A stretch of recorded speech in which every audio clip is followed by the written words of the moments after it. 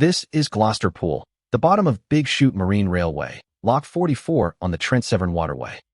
North America's only large navigational marine railway. Boats don't float through here. They ride over a hill on railroad tracks. That small generating station feeds off the current. Heavy snow melt this year.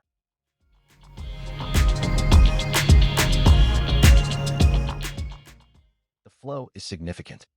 Now look at the track system. There are 4 parallel rails, 2 sets of 2, and this is where the engineering gets clever. One set runs at ground level. The other is elevated on concrete. The height difference between them changes along the grade. This is how an 80-foot steel carriage stays virtually level while climbing a 20% grade. The wheels ride at different heights on each set of rails. About midway up from Gloucester Pool, you can see the 2 track sets are separated, one high, one low.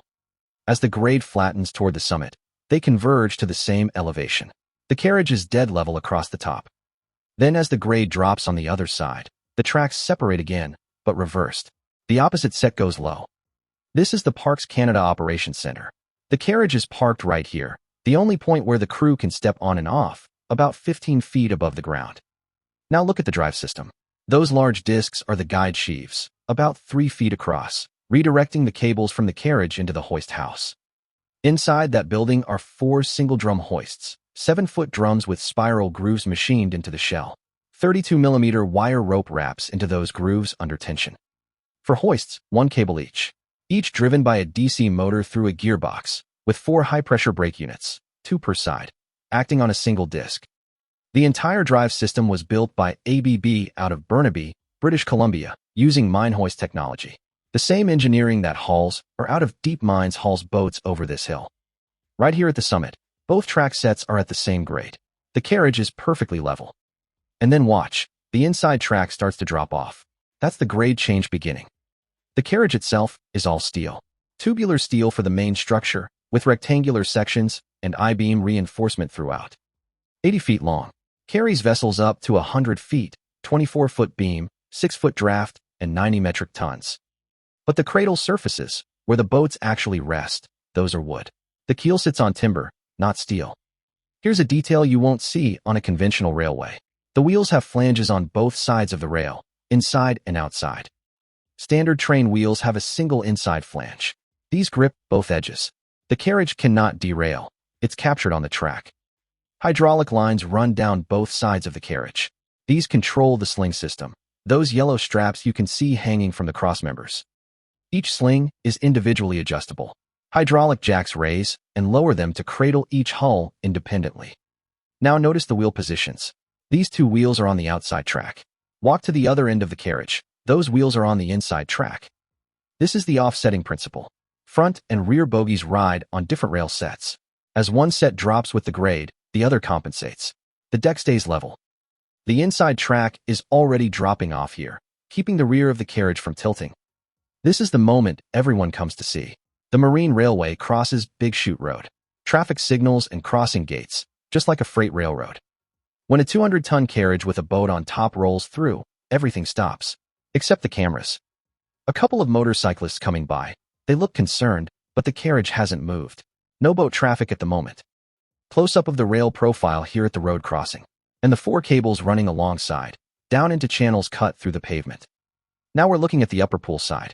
The cables terminate over here, and the tracks descend into Severn River water. Notice the track arrangement is reversed.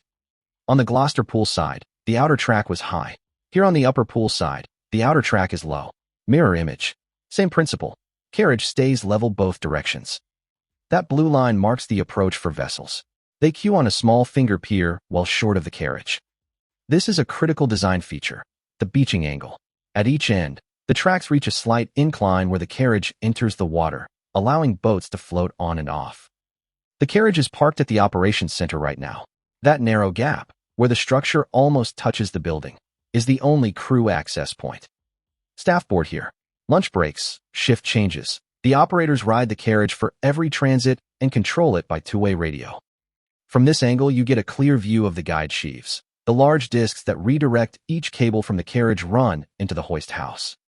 The cables pass through that opening into the building. Inside, 4 7-foot hoist drums, DC motors, gearboxes, and the ABB digital drives that control it all. This mechanism is the cable management system. As the carriage moves, control wiring has to pay out or spool up. It can't drag on the ground or go slack. This spool lays the control cable into a dedicated track alongside the rails. One direction winds it up. The other direction pays it back out. Now here's the key to the whole system. Look at the cables leading right and the cables leading left. For cables total, they form one closed loop. All four run back into the hoist house and wrap onto those single drum hoists. Wind one direction, the carriage goes up. Reverse, it goes down. The original marine railway was built here in 1917 by your construction company. Wooden, single track, 18-ton capacity, one boat at a time. It was replaced in 1923. Then in 1978, John T. Hepburn Limited of Toronto built this, the current dual-track steel system. That Hepburn nameplate we saw earlier, that's the builder, confirmed by the crew who were here when it was constructed. The hydraulics control every sling position. 9 boats can ride at once, 3 abreast in individual adjustable slings, each hull cradled independently. That walkway is the manway, the only point where operators cross from the building onto the carriage deck. 15 feet in the air, no safety net. And we are moving. The carriage is in transit. Watch the cable management system laying out control wire as the carriage pulls away from the operations center. Listen to the sound of this machine. Nearly 200 tons of steel and boat, hauled by 4 DC motors through a 20% grade change. The wine glass test, no jolts, no lurches. A vessel is waiting in the distance. The road crossing gates are down. Big Chute Road is closed. No traffic until the carriage clears the crossing. There's the PA announcement. All fenders must be stowed before the boat rides the carriage. Watch the 2 track sets working in tandem now.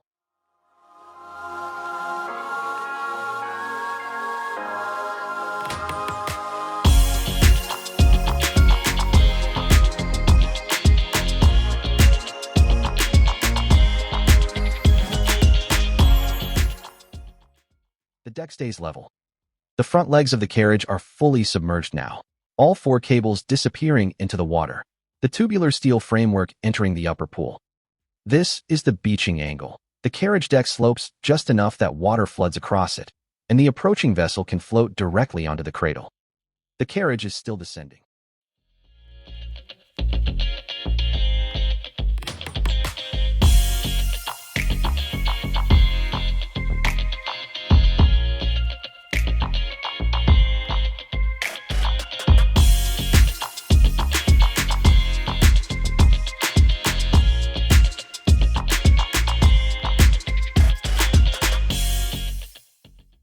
The vessel is lining up to enter. The operator on the carriage is directing traffic by...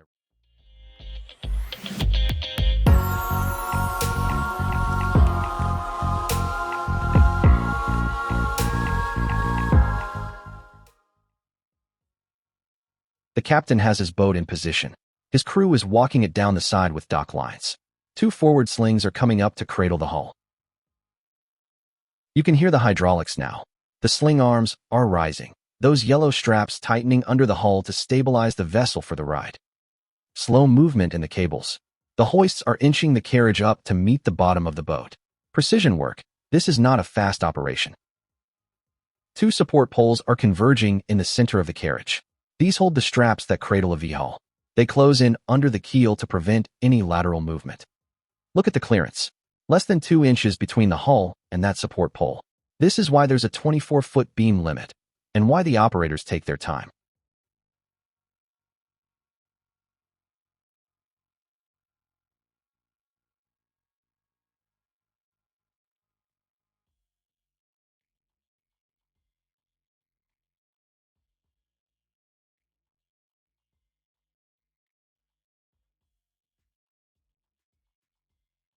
The boat is secure. The carriage is heading back over the summit, a 58-foot vertical drop to Gloucester Pool on the other side.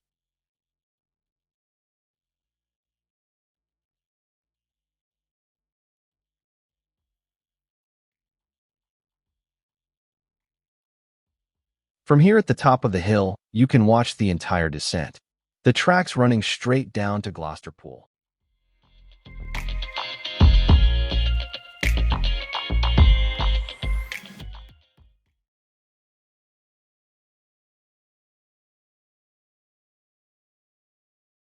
Gravity wants to do the work, but the hoists hold it back. The four drums are paying out cable in a controlled descent. Speed is governed, not free-rolling.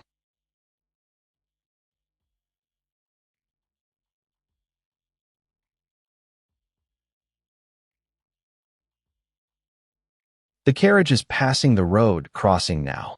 That intersection we walked through earlier, where 2 inches of clearance separate 80 feet of steel from the pavement.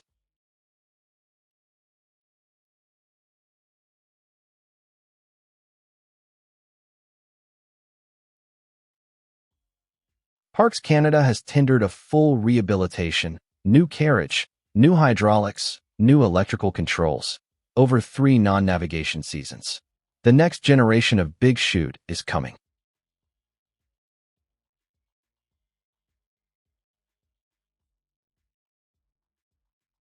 Spectators always gather up here to watch.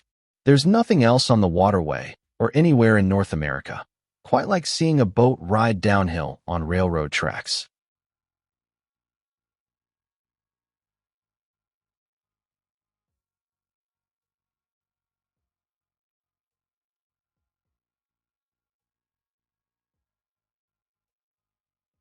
From this vantage, you can see the grade steepening below the road.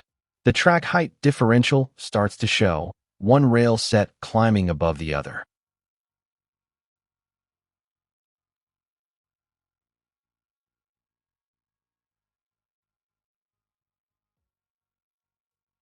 Now we're down at road level, walking alongside. This is where the engineering underneath becomes visible, and it's impressive.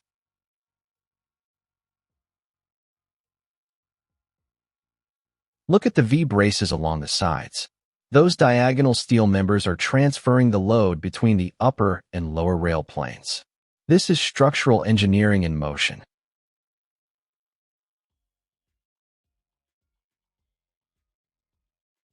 The wheels on the concrete channels. The operations building visible through the structure behind. 200 tons rolling past at walking speed.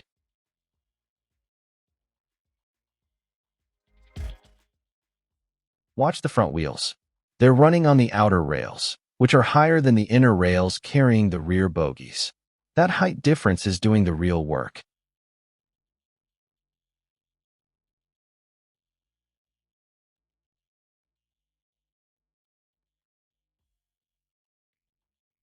This is the heart of the Hepburn design. The split-level geometry keeps a 25,000-pound boat deck level on a grade that drops nearly 1 foot for every 5 horizontal.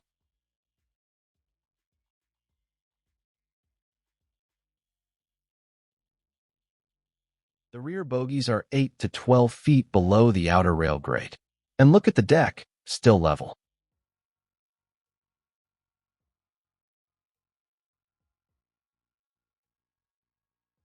The carriage is approaching the lower pool now. Gloucester Pool, the upper reach of the Severn River, connecting Big Chute to Port Severn and Georgian Bay.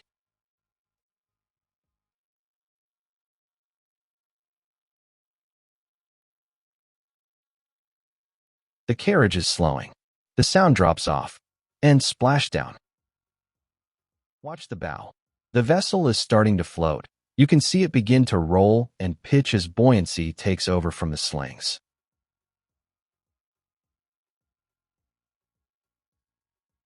The operator gives the signal. The hydraulic supports are lowering, the sling arms dropping clear of the hull, and the Yamaha SX240 is free. Under her own power, heading out onto Gloucester Pool toward Port Severn and Georgian Bay. The carriage heads back up the hill. One more successful transit on a machine that's been doing this since 1917.